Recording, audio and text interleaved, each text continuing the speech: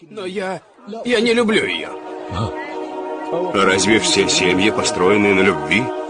Ведь есть еще забота друг о друге и обязательства. Разве кто-либо заставлял тебя жениться на ней?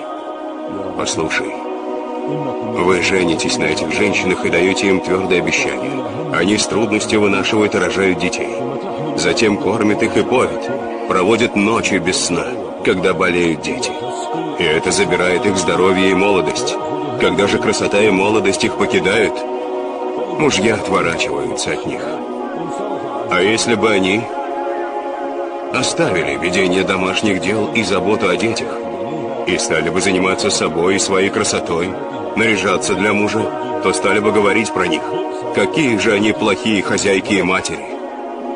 Куда ей теперь идти? Где твоя ответственность? Побойтесь Аллаха и не поступайте так со своими женами.